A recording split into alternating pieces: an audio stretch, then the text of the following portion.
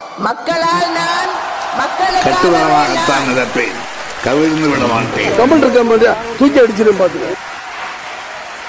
விஜய் டிவியோட big pass ஷோவை பத்தி கழிவு ஊத்தாத நேயர்களே இல்லைன்னு சொல்லலாம். சின்ன திரை பெரிய திரை நடிகர் நடிகைகளை விட பெரிய நடிகர் நடிகைகளுக்கான தேர்வா தான் இந்த பிக் பாஸ் ஷோ மக்களால பார்க்கப்படுது. இந்த பிக் பாஸ் ஷோவை தமிழுக்கு அறிமுகப்படுத்தினதுக்கு காரணம் இப்ப தமிழ்நாட்டில் நடந்துகிட்டு இருக்கிற நிறைய உண்மைகள்ல இருந்தும் போராட்டங்கள்ல இருந்தும் மக்களை திசை திருப்புறதுக்காக தான்ன்றது தமிழக மக்களுக்கு தெரிய வாய்ப்பு கம்மி தான். கதிராமங்கலம் போராட்டம், நியூட்ரினோ திட்டம், கூடங்குளத்தோட அணு உலை திட்டம், OPS CPS சசிகலா அரசியல் நாடகம், பால் கலப்படம், சொத்து குவிப்பு வழக்கு, 2G தீர்ப்பு, உள்நாட்டு உற்பத்தி மேல போடப்பட்ட GST வரின்னு இந்த எல்லாத்தையும் மக்கள் சுலபமா மறந்துடுறாங்க. இதை நினைச்சு கூட பார்க்க முடியாதபடி அடுத்தடுத்து மக்களோட மைண்ட்ல ஒண்ணுமே இல்லாத விஷயங்களை பத்தி யோசிக்க வச்சுட்டு இருக்கிற சில தொலைக்காட்சி நிகழ்ச்சிகள்ல இந்த பிக் பாஸ் நிகழ்ச்சி ரொம்ப பெரிய பங்கு வகிக்குது.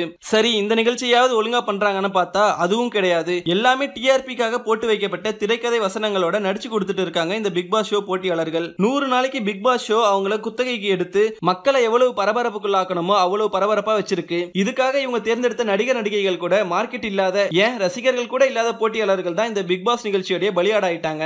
இவ்வளவு அக்கப்போர் பண்ணி நாடகம் போடுற பிக் பாஸ் ஷோல இருந்து வெளியே வந்தவங்க கூட இப்ப அவங்க வீட்டுக்கு போக முடியல. வெளியே வந்த அந்த போட்டியாளர்களை ரூம் எடுத்து தங்க வச்சிருக்காங்க பிக் பாஸ் நிகழ்ச்சி நடத்துறவங்க. 100 நாள் முடிகிற வரைக்கும் அவங்க வேற எங்கேயும் போக முடியாது, ஏன் போகவும் கூடாது, அதுதான் அக்ரிமெண்ட். இதை முதல் வாரத்துல வெளியேறின அனுயா ஏற்கனவே சொல்லியிருந்தாங்கன்னு நமக்கு தெரியும். ஆனா இந்த வாரம் வெளியே வந்த கஞ்சா கருப்பு இதை இன்னும் விவரமா சொல்லியிருக்காரு. அவருக்கு பிக் பாஸ் ஷோ நடத்துறவங்க தனியா ரூம் போட்டு வச்சிருக்கிறதாவும் அந்த ரூம்ல எல்லா வசதிகளும் இருக்கிறதாவும் சொல்லியிருக்காரு. மேலும் அவர் அவரோட குடும்பத்துக்கிட்ட போன்ல பேசிக்கிட்டு இருக்கிறதும் சொன்னாரு. இது கஞ்சா கருப்புக்கு மட்டும் இல்லைங்க, அந்த போட்டியில இருந்து வெளியே வர எல்லாருக்கும் தான். எங்க அவங்கள வெளியே விட்டா பிக் பாஸ் ஷோல நடக்கிற தில்லு முள்ளுலாம் வெளியே வந்துருன்ற பயத்துல தான் பிக் பாஸ் இந்த மாதிரி அக்ரிமெண்ட் போட்டிருக்கதா சொல்றாங்க. பிக் பாஸ் ஷோல நடக்கிற எல்லாமே நாடகம் தானும், பணத்துக்காக தான் இது நடத்தப்படுதுன்னு மக்களுக்கு வெளியே வர போட்டியாளர்கள் மூலமா தெரிய வந்துருமோன்ட்டு பிக் பாஸ் பயப்படுறாங்க.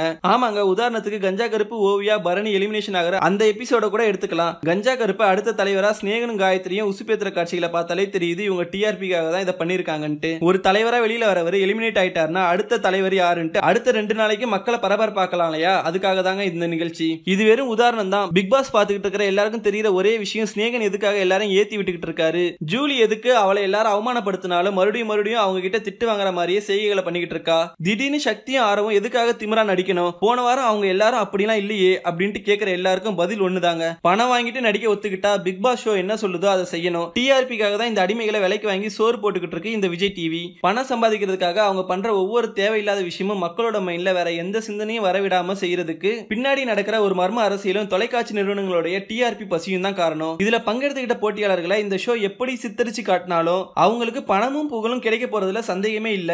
ஆனா இந்த மாதிரி நிகழ்ச்சிகளுக்கு முக்கியத்துவம் தர நம்ம மக்களுக்கு கொஞ்சம் யோசிங்க. மேலும் இந்த செய்தி பற்றிய லேட்டஸ்ட் அப்டேட்களை தெரிஞ்சுக்கணும்னா தமிழ்நாடு சேனலை சப்ஸ்கிரைப் பண்ணுங்க. இந்த வீடியோ பிடிச்சிருந்தா லைக் பண்ணுங்க, ஷேர் பண்ணுங்க. இந்த வீடியோ பத்தின கருத்துக்களை கமெண்ட்ஸ்களை பதிவிடுங்க. நன்றி.